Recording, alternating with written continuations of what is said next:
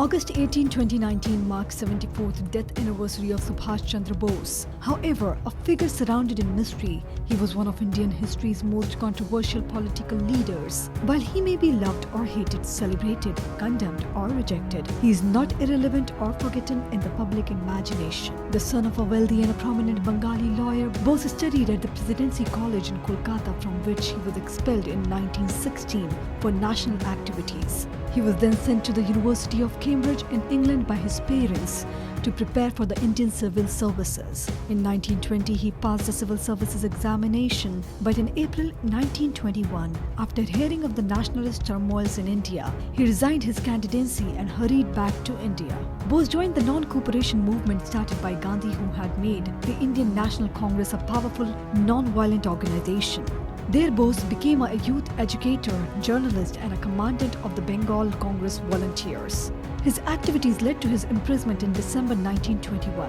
In 1924, he was appointed Chief Executive Officer of the Calcutta Municipal Corporation. Bose was elected President of the Bengal Congress. Shortly thereafter, he and Jawaharlal Nehru became the two General Secretaries of Indian National Congress. Together, they represented the more militant left-wing faction of the party against the more compromising right-wing Gandhian faction. On the 5th of July in 1943, Subhash Chandra Bose took over as the Supreme Commander of the Indian National Army, and in a historic war, he told his supporters, "You give me blood and I shall give you freedom." And another slogan, "Onwards Delhi," kept reverberating till 1945, when the Second World War came to an end.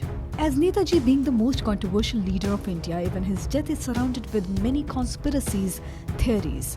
In a book named Bose, the Indian Samurai, written by retired Major General G.D. Bakshi, had claimed that Netaji didn't die in the plane crash. It was a theory floated to facilitate his escape to Soviet Union.